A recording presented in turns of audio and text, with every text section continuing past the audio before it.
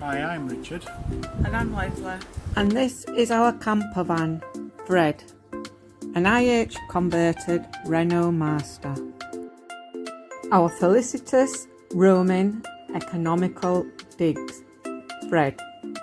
Our home from home, wherever we roam. Our journey today is taking us to North Wales, to Mount Snowdon in the Snowdonia National Park, the highest mountain in Wales and the UK outside Scotland. There are 6 main walking routes to the summit, plus the Snowdon Mountain Railway, which operates through the summer. The easiest starts from Llanberis and follows the route of the mountain railway. However, this is also the longest. At 9 miles, it is around 5 to 7 hours walking time, ideal for inexperienced walkers and those with young children. The pig track is the classic route up Snowdon and starts from Penny Pass. However, parking is very limited here and double the price of a lot of the other places, so you may want to make use of the Sherpa bus. The route passes a lake on the way up and makes an ideal place to stop and have a picnic. At just under 7.5 miles long, it's around 5 to 7 hours walking time. The miners track also starts at Penny Pass and follows an almost parallel route to the pig track, meeting up by the lake, just above the lake, and same path then to the summit. This is also 5 to 7 hours, similar 7.5 mile. The oldest route is the Snowdon Ranger Path, named after the Ranger Inn, which is now the youth hostel. Slightly harder than the Llanberis route, but a lot quieter. At 8 miles, around 5 to 7 hours again, but it's in between the Llanberis and the pig track, miners track routes. Although again, there isn't as much parking as there is in Llanberis. The quietest path is the Rhyd Ddu path, starting at the Rhyd Ddu station car park. Slightly cheaper to park than some of them, and quieter again for parking, but it takes around 6 to 7 hours walking time to cover the 7.5 miles, which is harder than the ones discussed so far, although it is the most stunning. It's not for the faint-hearted though, as you do have to walk on the ridge round the steep ravine sides, so not recommended for bad weather. We did it in high winds and it was an experience in itself. The toughest route is the Watkins Pass.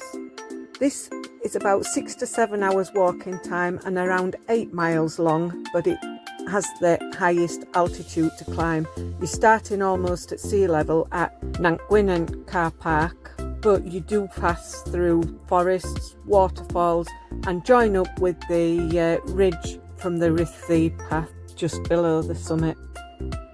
So, as previously mentioned, we did the Rhyd Ddu route. We did it on the 21st of June, and although it was sunny at the base, as previously mentioned, it was really windy. We had some really high winds and it did get a bit hairy around the ridge, so I didn't take too many photos till I was coming down. Again, at the top we couldn't stand up, we had to go on hands and knees if you wanted to go on the cairn at the top. However, the views were well worth it.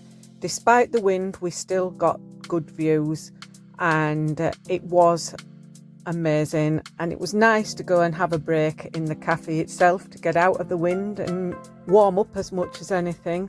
The cafe is in the Snowdon Summit Visitor Centre, which also has a gift shop and was built in 2009 to replace a previous one.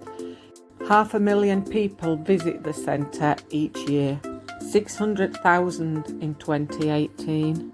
The summit is 1,085 metres, which is 3,056 feet.